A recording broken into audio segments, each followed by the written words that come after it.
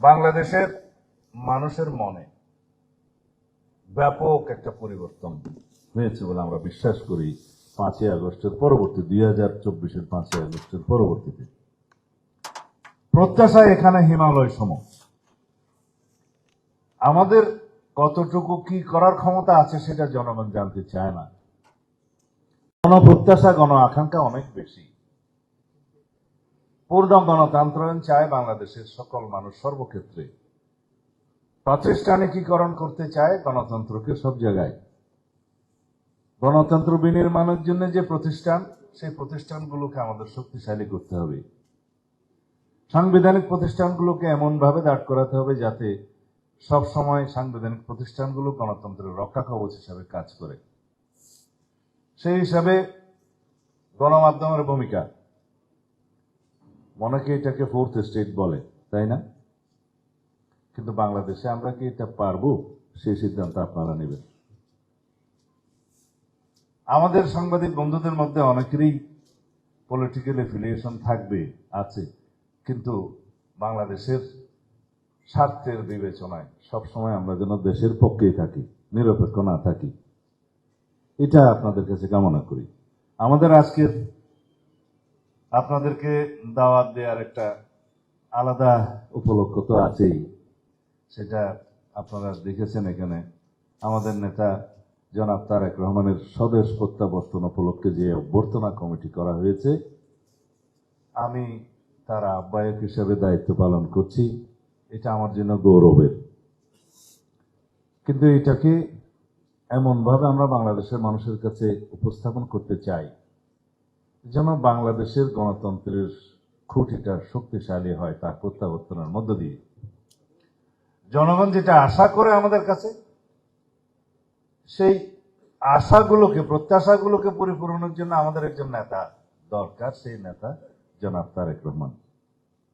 তিনি বাধ্য হয়ে দীর্ঘ 17-18 বছর কষ্টকর নির্বাসিত জীবন যাপন করেছেন, আপনারা সবাই জানেন। আমি নিজেও 9.5 বছর নির্বাসনে থাকতে বাধ্য হয়েছি। তিনি আসবেন, সারা জাতি অপেক্ষমান। তার এই প্রত্যাবর্তনকে আমরা গণতন্ত্রকে শক্তিশালী করার জন্য কাজে লাগাতে চাই। ব্যক্তিকে শক্তিশালী করার কোনো উদ্দেশ্য আমাদের এখানে নেই। নেতৃত্ব অবশ্যই থাকবে, কিন্তু ব্যক্তিতান্ত্রিক, স্বৈরতান্ত্রিক কথার কোনো প্রচলন আমরা করব না, এটা আমাদের অঙ্গীকার। দলতান্ত্রিক কোন স্বৈরতান্ত্রিকতা আমরা কখনো বাংলাদেশে উৎসাহিত করব না, এলাও করব না, এটা আমাদের প্রত্যাশা। সেই প্রত্যাশা এবং এই অঙ্গীকার পূরণের জন্য আমরা আপনাদের ভূমিকাকে দয়া করে কামনা করছি, যেন জাতির ভবিষ্যৎকে লক্ষ্য রেখে জাতি বিনির্মাণের জন্য সেটা আপনারা করবেন আশা করি। এখানে আপনারা, আমি মনে করি আপনারা যখন কথা বলবেন সেই লক্ষ্যে বলবেন। আমরা আমাদের নেতাকে অভ্যর্থনা জানাবো, সারা জাতি অভ্যর্থনা জানাবে, সেটা হচ্ছে আমাদের আপনাদেরকে আহ্বান করার একটা বাহানা।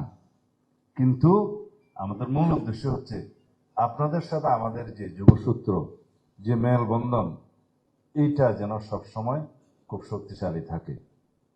এই এডহেশন বলি বা কোহেশন বলি, যা কিছুই বলি, সেটা করার দায়িত্ব আমাদের চেয়ে আপনাদের বেশি।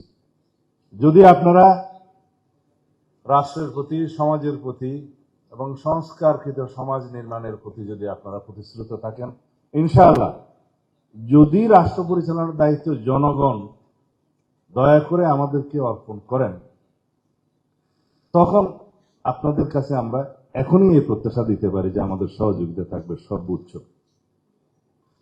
আমরা অতীত ভুলে যেতে চাই।